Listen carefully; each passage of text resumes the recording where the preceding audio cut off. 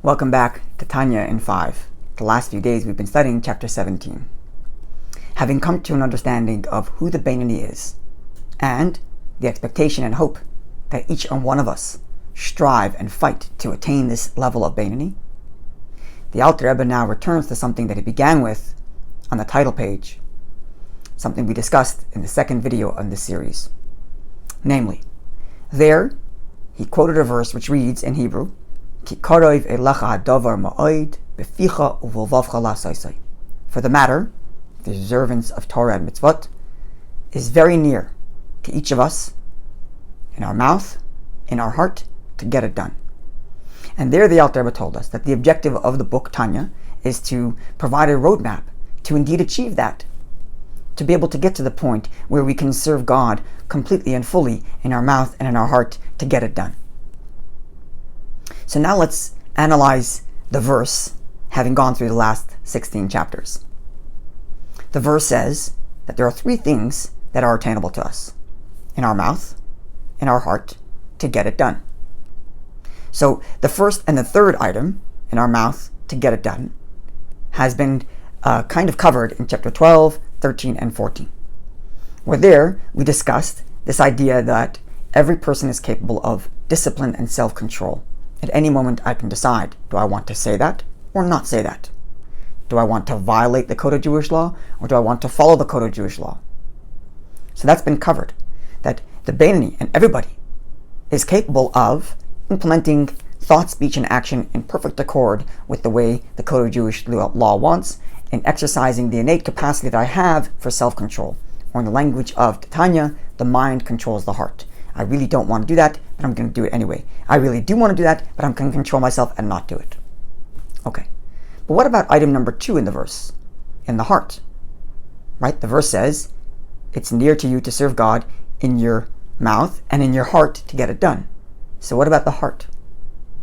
What's the expectation of nearness to serve God with my heart?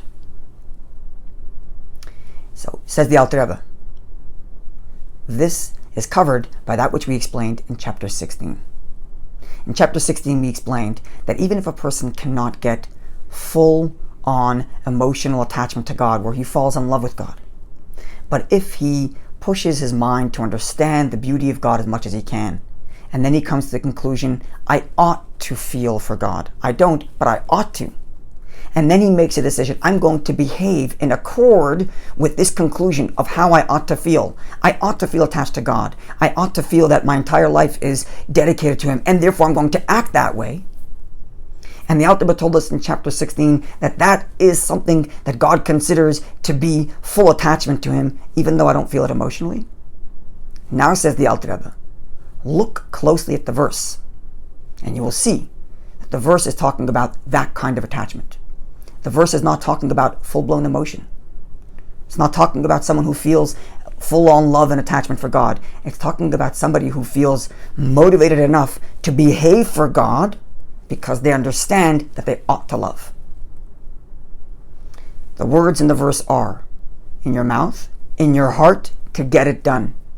In your heart, to get it done. So what kind of heart is the Torah expecting here? What's the expectation? What kind of heart is it? It's the heart that is fired up enough to get it done. It's not talking about a heart where just I feel for God in and of itself. It's talking about the kind of feelings that's enough to motivate behavior. What kind of feeling is that? It's the conclusion that I've come to in my mind that says I ought to feel, and because I ought to feel, I make a strong resolution and I'm going to behave in accordance with that. And that is indeed something that's attainable for everybody. Because every person, with the exception of very few people who have lost complete control of their mind and are incapable of, choosing what they want to think about, that person has to go through a process of teshuvah, which is discussed at length in part 3 of Tanya.